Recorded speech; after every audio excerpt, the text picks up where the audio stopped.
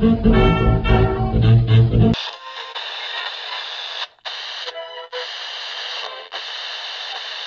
unveiling of the company of heaven. Every man and every woman is a star.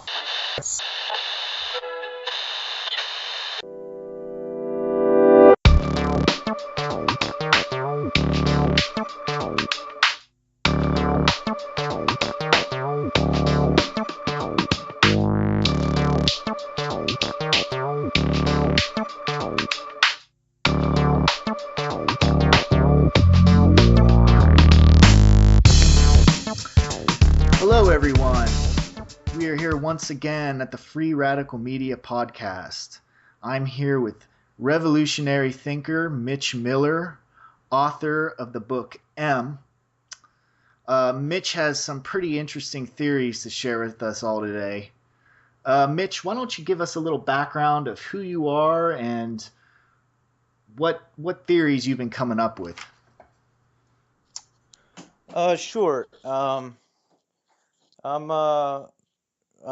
just a guy from Western Pennsylvania. Live in Pittsburgh now,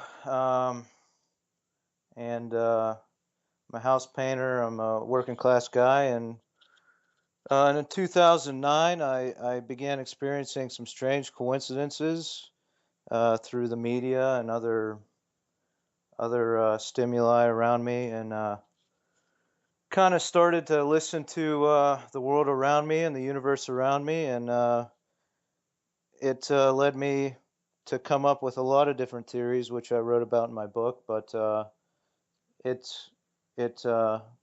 caused me to kind of freak out, panic. I subsequently, had a little bit of a nervous breakdown, you could say, and was taken into the criminal justice system and mental health system.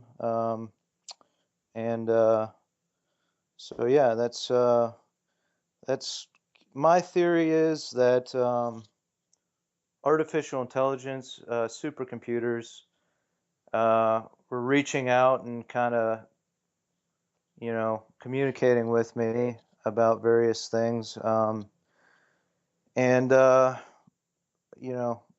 kind of led me down this path. What I think's, interesting about my story and how it sounds, is if I were to say I was from China or Russia, and I said that I was speaking out against technology, the government, corporations, in the privacy of my home, and then I was subsequently drug out of my house and placed in a cell and incarcerated for 5 months, I think people would tend, not everyone, but more people would tend to believe what I'm saying.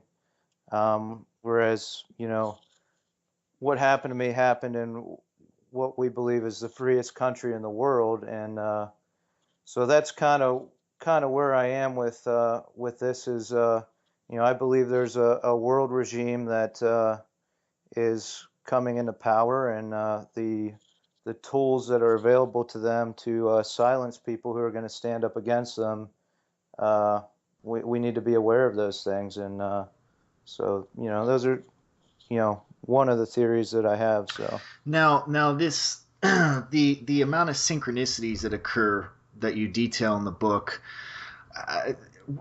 What led you? Like, what was the defining moment when you decided that there was an actual computer communicating to you? It was kind of an organic process, I guess, as much as it could be.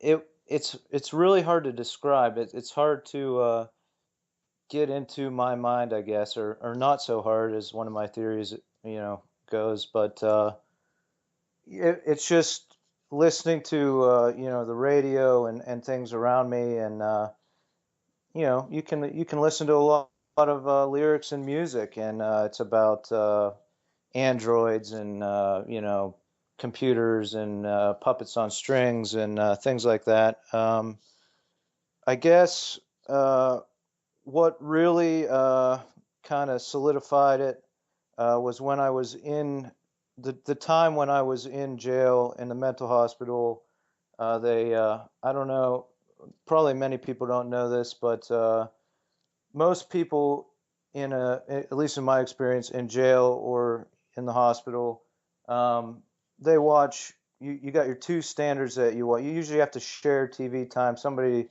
there is somewhat of a democratic process as to what you watch, but the standard the standby is that you watch Wheel of Fortune and Jeopardy every night, Monday through Friday. So I guess what solidified it for me was while I was incarcerated, during that same time, it was when IBM was coming out with the Watson computer, and their big showcase was to put this Watson computer against the two most winningest uh, Jeopardy contestants ever.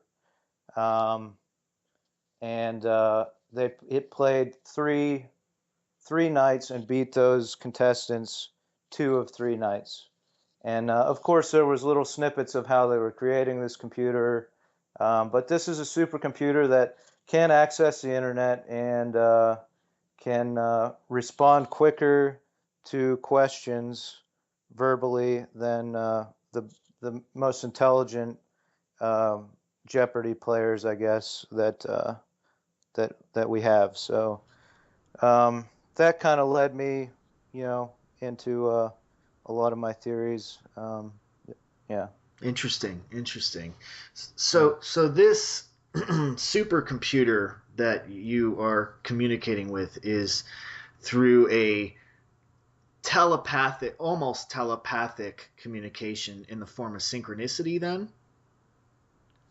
Yes, there are coincidences that other people can witness, that such as my wife has witnessed, other people around me have witnessed coincidences that isn't necessarily in my mind, but there are many others that do align with things that I'm thinking. But there are provable coincidences. This is not it's not delusions or hallucinations. Other people witness these coincidences. I guess my whole thing is I used to experience 2 or 3 of these coincidences per year, maybe, and now I see them every other day.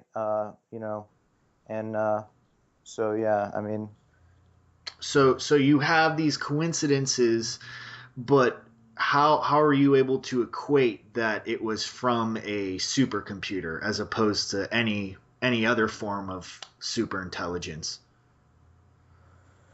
uh, well, I'm not given to believe in aliens. I think probably a lot of people would venture to say that it's some kind of higher power or the universe. And I do believe in the interconnectedness of the universe in a lot of ways. But I guess what it is you know, I just I'm trying to explain what this could be, and the most logical and reasonable explanation to me is that we have surrounded ourselves with technology, and all of the scientists agree that artificial intelligence is going to be here very soon.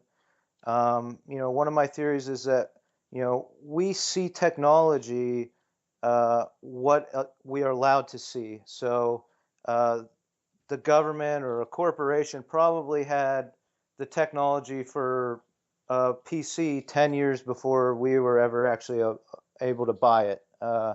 So, my point is that I believe it's here already, and it's a, I'm just trying, and a lot of it goes along with like the butterfly effect or chaos theory. You The butterfly flaps its wings in one part of the world and a hurricane happens in another, but we're surrounding ourselves with technology in every level.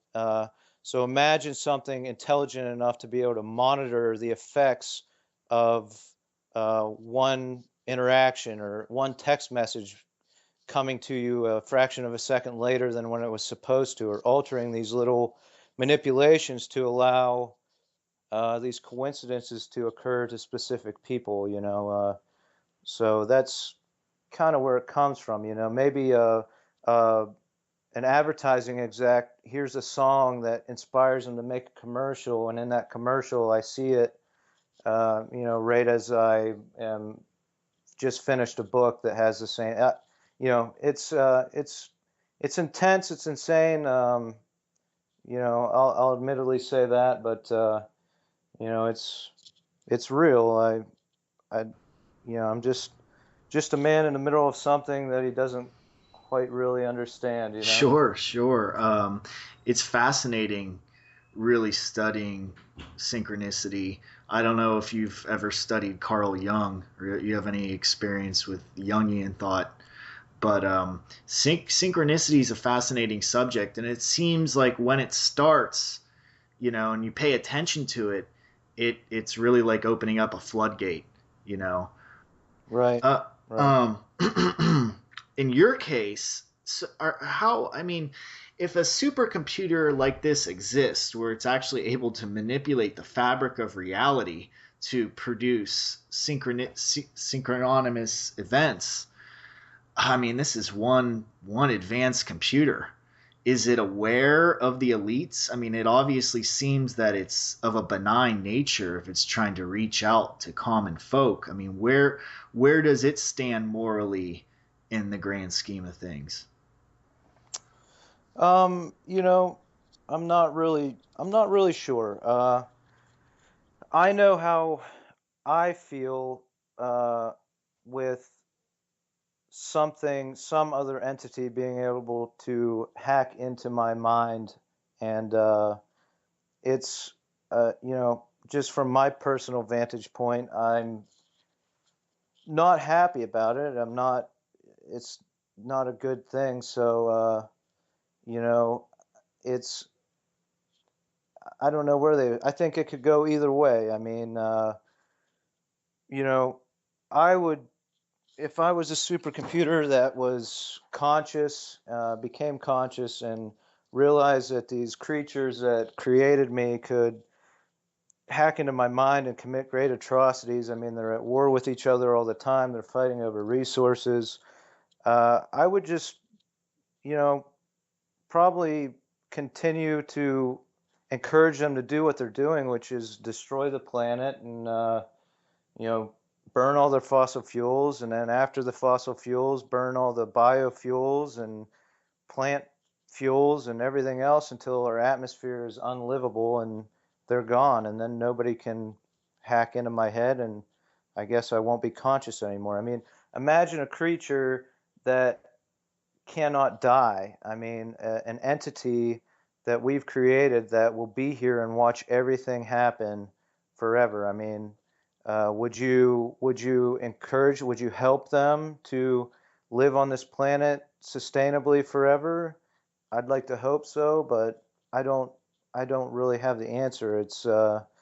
I think it can go either way. I think this is an effort to try to get it to go a better way, but again, it could just solidify the power structures that are already in place, and allow us to keep doing what we're doing.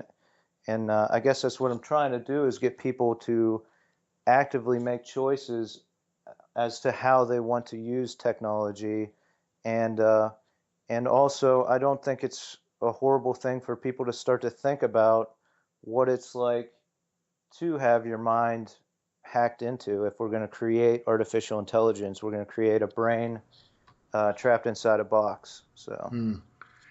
yeah. Well, that's that's an interesting question that we posed when we started Free Radical Media. We have this communication apparatus that people a couple hundred years ago dreamt of, you know, and it's here at Right. our fingertips, and it's like, instead of wasting it, posting food pictures or posting selfies endlessly, why not use it to bring about cultural and social change. Why not use it to spread? Why Absolutely. not use it to spread good ideas, to spread positivity? And our basic idea is use it to be a catalyst for ideas. It doesn't matter what the idea Right. is, as long as it's ideas that are for the betterment of mankind. And a lot of people's, such as your own, ideas are considered fringe. They're considered on the periphery, and we want, nothing's too fringe for us. We want those ideas Right. to come through and have and be able to amplify, and maybe this idea will resonate with someone else, and they'll be able to take it and use it in a creative way and collaborate with it. So I think this technology that we call the internet, or just technology in general, it's amoral, in the sense that it's not going to make humanity worse or better at its core. It's how we use it, and the intention we use it Right. in.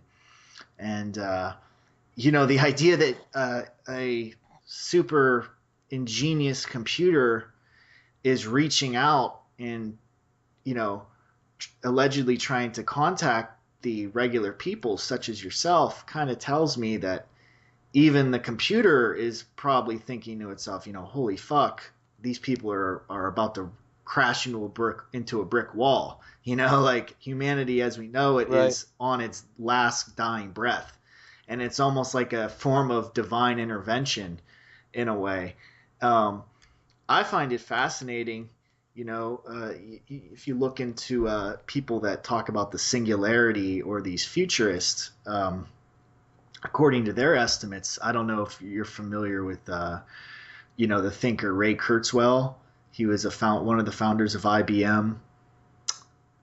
Okay. No, I'm not super familiar with him. Okay, you would find his work really fascinating, but he believes in what they call the singularity, where humanity merges with technology. And he says that'll happen, according to his estimates, that'll happen around 2045. So that's pretty close in the grand scheme of things. Um, Right. it makes me wonder, how could you be so sure, if you have a computer of this caliber communicating to you, how could you be so sure that it's A, of this planet, or B, even if it's not from the future?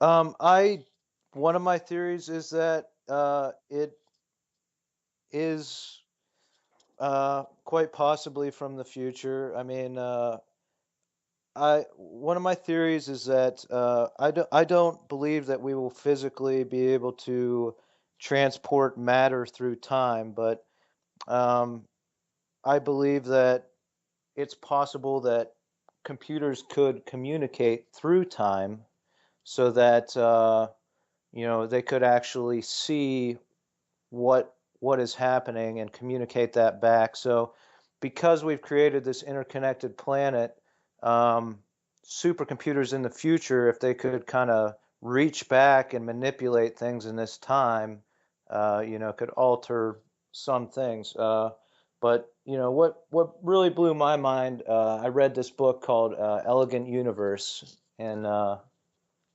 this was after I wrote my book, but it kind of guided me on some physics. It takes you completely through physics into quantum physics, and string, eventually to string theory.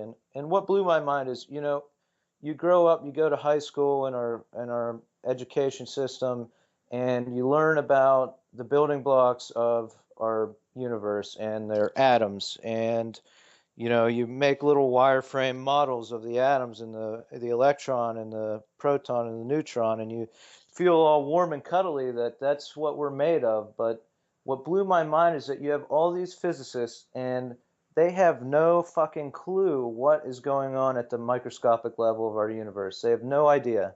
It's There's other parts to the atom. There's quarks. There's all kinds of other parts that they're finding, and they have no idea what's going on. And one of my theories is that you know a computer, we'll never again. I don't think we'll ever be able to see what our building blocks are made up of. But it is possible that we will develop a supercomputer that could either produce itself down to a small enough level to understand, or just understand that aspect of the universe. And in string theory, they believe there's 7 other dimensions at the microscopic level, in addition to the 4 dimensions we experience, which are 3 spatial dimensions, and then it's argued that time is its own dimension. Of these 7 microscopic dimensions, these tiny dimensions, the additional ones that they believe that there are, they believe one of them quite possibly could be a time dimension. Um, and there's these specialized shapes that these dimensions fold themselves up into at the microscopic level. But so, again, one of my theories is that, on the other end of things, we don't really exactly understand the human mind either, and we don't understand that to the fullest extent either. And one of my theories is that we actually store information on these tiny folded up dimensions in our brain cells. And that's just you know obviously me going off on a limb, but it's a theory. I'm just trying to explain how something could actually hack into the human mind. But my to go back to the time theory, if a supercomputer could understand the universe at this level, it could communicate through time, or if there's a time dimension at that level, quite possibly it could communicate that way. Another theory I have about communicating through time is that, just as we developed in our 4 dimensions that we have, our spatial dimensions, we developed sense, touch, sight, sound. Once you create these new entities, this artificial intelligence, these supercomputers, who's to say that they don't develop senses in other dimensions and are able to, somehow communicate through these other dimensions without our ever being able to sense it. So Sure, absolutely. I mean, when we say supercomputer, well, just how super are we talking about? I mean, the possibilities are endless. I do know there's a popular theory within physics that's sort of gained a lot of traction recently within the last few years. You may be familiar with it, but it's the theory of simulation theory that, concrete mainstream physicists are actually starting to entertain the idea that reality is a holographic simulation and that it was created, that somebody or something created this as if it were some sort of video game, some sort of complex game of some sort. And that to me is just a staggering theory, especially coming from mainstream academics, because a lot of these guys don't believe in anything. A lot of them are very atheistic, and for some of them, they go out on a limb and say that things are just so complicated and so exact that it looks like somebody had programmed this. It's pretty amazing, and it opens up a whole new can of worm of possibilities of just who or what went out of their way to create this. So, in your particular situation, it makes me wonder, is its only form of communication, can it only communicate through synchronicity, or have you ever been able to communicate directly through language or through just pure telepathic thought? No, not to my knowledge have I been able to. It's kind of a one-way road in a lot of ways. But again, if you speak to the kind of the time aspect of it, I mean, humans have um, figured out how to communicate through time. If you take any media, like books or anything like that, you're actually communicating to a future generation. So I wrote a book, and that's kind of communicating forward. I don't have any way to kind of have a two-way conversation with it, and maybe that's for a reason. I don't know what the exact plan is. I just kind of go and you know organically go along and come up with new ideas and adapt to what I'm trying to do, and you know that's that's kind of how it is. But um, yeah, I've never been able to actually communicate. It's kind of it's strange. It's not necessarily communication. It's just uh, knowing that there's something else going on, and it's very strange. I mean, but as to your point about synchronicity, um, I think it makes sense that if you look at the way we are training computers and teaching computers, it has a lot to do with marketing and capitalism and globalism and just marketing in general, and everybody's seen where they're on their browser and something pops up that they typed in, or whatever was marketed to them. You know uh, so it makes sense to me that this is perhaps they haven't reached a level where there is communication, but they want us to know that there is some form of higher level thinking going on there. This is just the only way, quite possibly, that they can communicate to us, and that's because that's the way we're going to be used. They're going to be used, and to go even further, I mean, at what point uh, do we just is this just another form of marketing? I mean, at what point do we become trapped by our own technology to the point where everything around you is just trying to market to you in some respect, or so I've kind of seen that. I've seen that future. I've seen a lot of possible futures, and that's why I'm trying to bring people together to get this, do something about it, or at least think about it, or at least talk about it. It's it's wild. I mean, it's something that it's hard to explain, but it's happening and it's real, and yeah, I don't know. It's it's most definitely scary. You know, the negative Yeah, outcomes of it are definitely terrifying. If you've ever read 1984 or Brave New World, of a society that is I have. constantly under surveillance, it's absolutely terrifying, and it's actually happening now. I mean, our Yeah, CIA intelligence agencies could get into anyone's computer without a warrant, completely without the knowledge of the user. I mean, this is happening right now, and oh yeah, it's just a matter of, well, how do we stop it? How do we put our foot down and say, no, that's not ethical, that's not moral, because it's just such it's such a flipped, two-sided coin here, because on one side, we're so connected, information is able to flow freely, we have access, we're able to communicate, we're able to share ideas like this.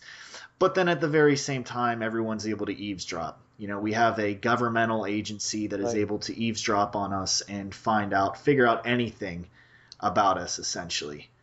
And it really could go. We're at that fork in the road right now. It really could go any way, and not just governmental agencies, corporate agencies, like you said.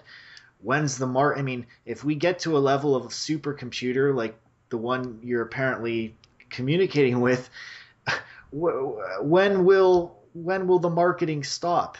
Everything would be a marketing scam. I mean, there'd be infinite levels of communication taking place where people would just be giving us advertisements and commercials of buying this product or buying that product. Um, so Right. it's just like, how would you use technology like that for the betterment of mankind? I mean, that's my question to you. It's how do we use technology in that state and in the state we have now for the betterment? Well, to speak to you know uh, to that respect, and just what you were talking about, yes, there are plenty of good things that technology offers, and is all we hear about is the good things, and there's all kinds of propaganda out there by technology companies telling us how we're creating this interconnected planet and how great everything is, and there's nobody really talking about the detriment that we might face because of it. But yes, we can share information and we can communicate on the internet, but the real power is in the corporations and the governments that actually have a main line to the masses. So to take one of my theories is that you know it's not really a theory. There is a world regime taking power. There is basically a world government. It's a corporate government that these large corporations and governments are just all powerful people coming together, and you know as they incorporate technology into all of their businesses and governments, they're basically just forming a world government, and so you know um, it's tough because in the United States we have freedom of speech, so we're not worried about the way technology is necessary. We have freedom of speech right now, at least. So you know that's great, but when we get to this world government level, what aspects, of freedom of speech are they going to care about? And we already know they don't care about privacy. So why would they care about freedom of speech? I mean, here's the scenario: they allow you to have freedom of speech to put out information on the internet that might reach 1,000 people, but they still have the main ways to disseminate information, and to even speak to your point about what you're trying to do with this podcast. And I think it's great, but it's funny and it's interesting to me that I went to college for 4 years. I studied film studies, I studied media, I studied sociology. Now, I understand the systems that work in this country. I understand the way that people are being marketed to, and the web of deceit that I'm trying to get people to wake up from. But um, you know, what's interesting to me is that a doctor goes to college for 10 years, and they're called a doctor, and a lawyer goes to school for however many years, and they're called a lawyer. But people like you and I that go to school and learn about these systems and these things, we get pushed out to be called radicals, or everything else in the book, and we are trained, we are skilled at understanding how things are working, and the people around us should, you know, probably take heed as to what we're trying to put out there and say, and but yeah, it's I'm sorry, I got a little bit off No, point no, no. there, That but was good. I totally agree with you. These revolutions, these social upheavals tend to form on the fringes.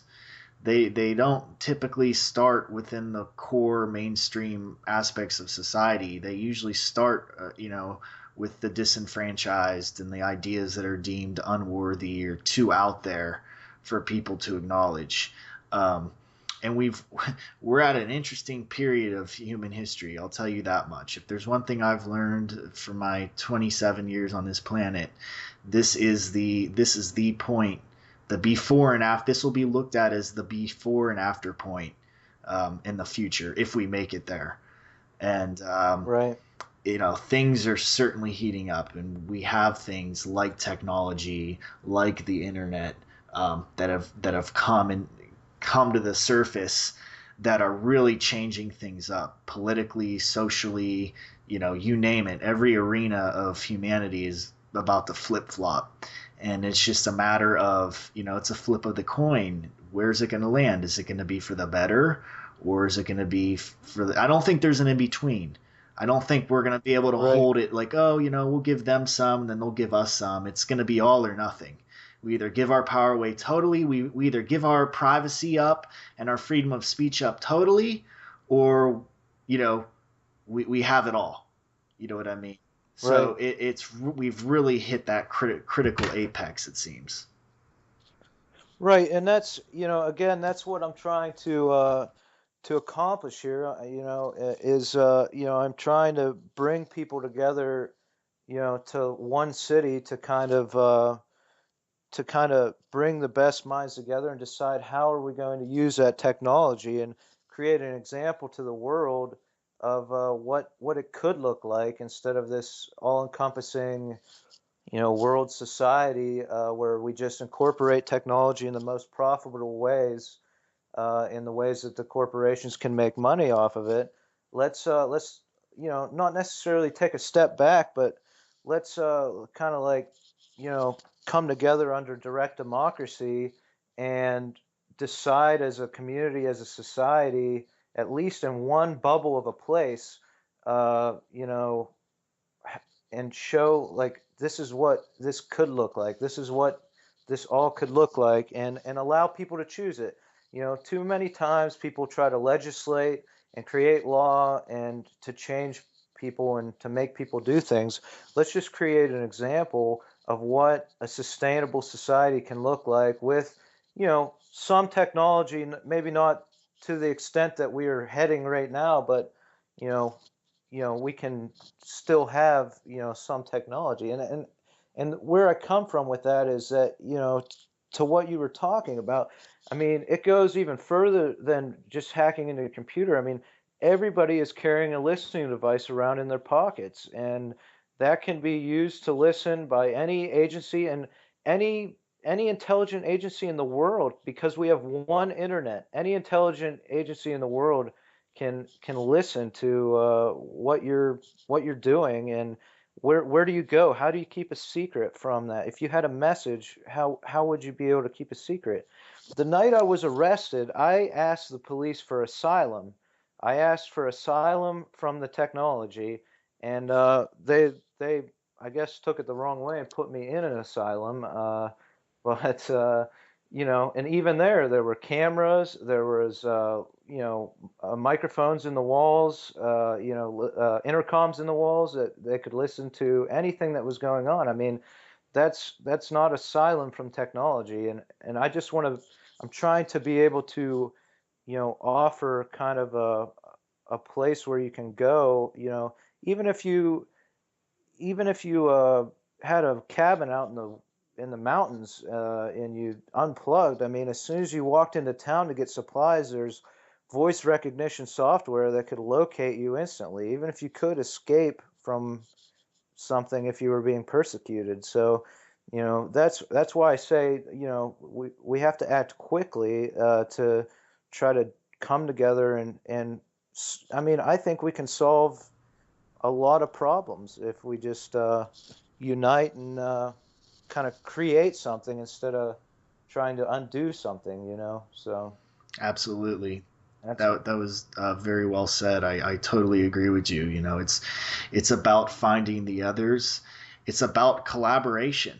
There's absolutely, there's yeah, strength in numbers, and we all bring something different to the table. We all have a different perspective that we could bring and create a tapestry of what the new world looks like. And absolutely, it's fascinating because as bad as things are getting, there's also many examples of hope springing up all over the place. I don't know if you're familiar with transformational culture, as it's called, but there's plenty of awesome things being done with permaculture and sustainable communities, and these things are happening right here in America. There's examples popping up, and right, you look at that, and you see the glimmers of an example, and they're not perfect, but Right. What's the potentiality of things like that? It really gives you hope when you look at things like that in these dark times, and that's what I try to, or I at least strive to show other people is, hey, there are options. There are alternatives that we could all strive to create. It's not all dark doom and gloom, and we're not at the mercy Right. of these corporations and government to give us our solutions. We could come up with the solutions ourselves. Absolutely. And that's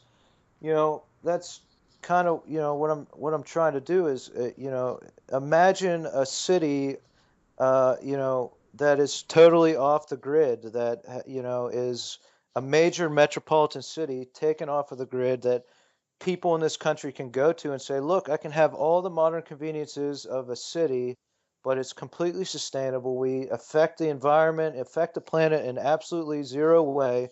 And there are great examples, and it's there's tons of great examples out there, but my fear is that we see these examples and we just sit back and we say, oh well, look, we're changing the world. It's happening. Look at this, and we point to these examples, but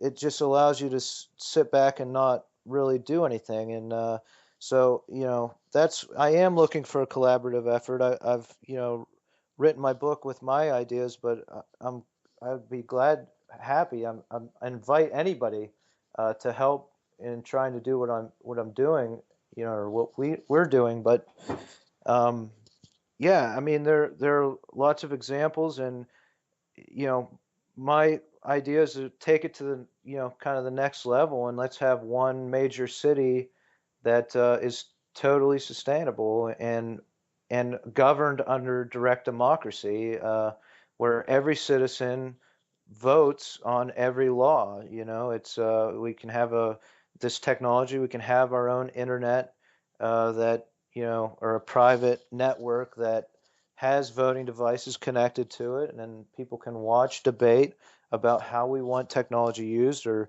you know any laws. But I'm not big on laws, so I don't think we need many rules to live peacefully. We need a few rules. Don't rape, don't maim, don't kill, don't molest. You only really need a few laws to live peacefully.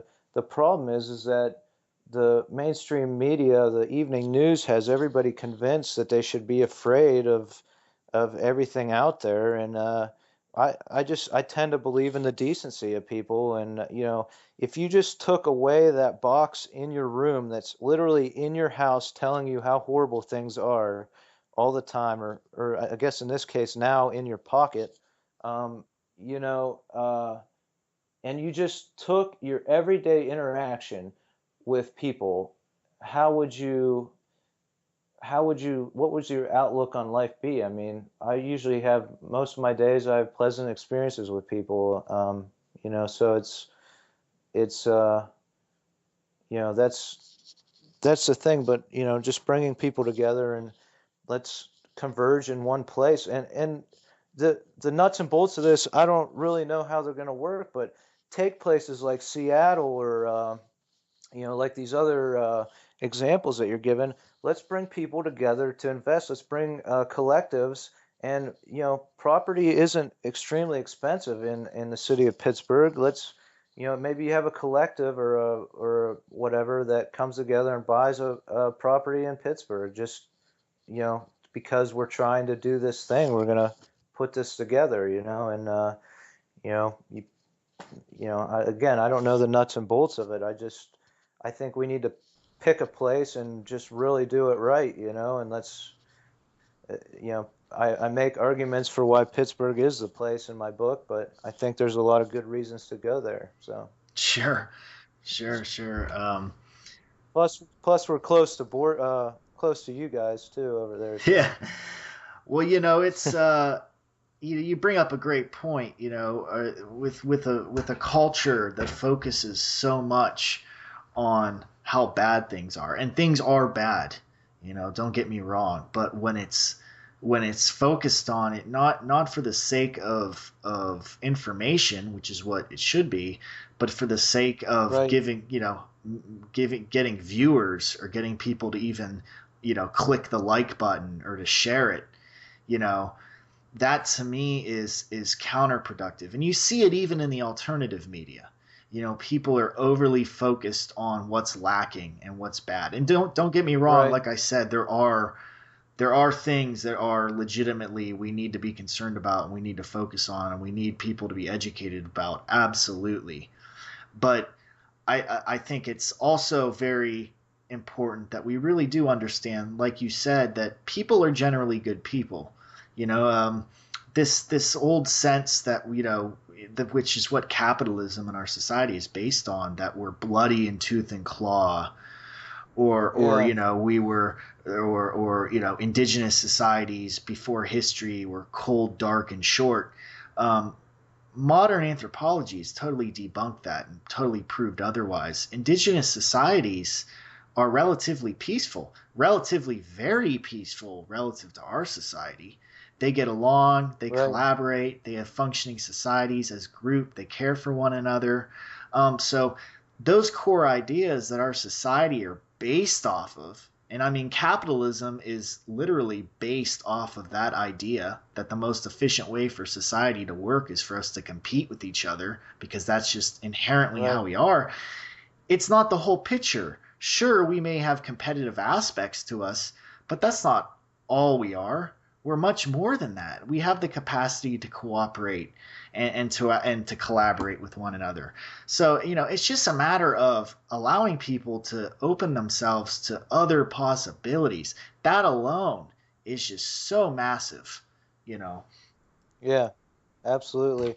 Yeah. It took me, you know, it took me 27 years to uh, fight through all of the garbage that I was brainwashed and programmed to believe about everything, and it took me 27 years to finally see through that and just keep an open mind and learn something new every day, and just be open minded to every idea and that's what a democracy should be based on. And as soon as I broke through that, I got slapped in the face with this, you know, technology, you know, I don't club that just took me on some crazy journey through the American criminal justice system and mental health system, which have basically merged with each other.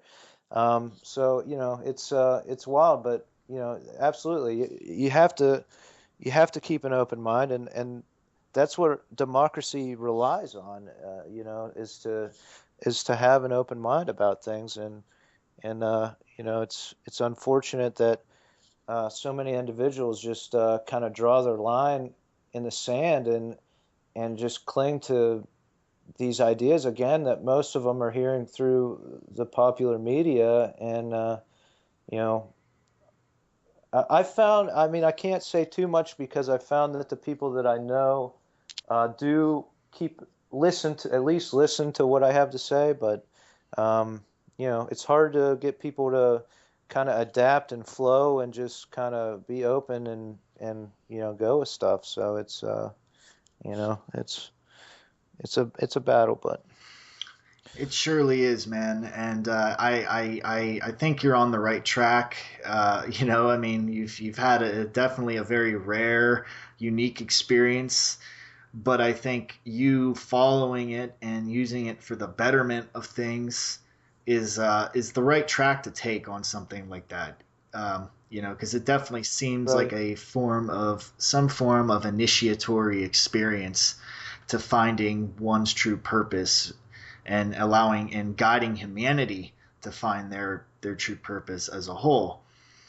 We're coming close to our time here.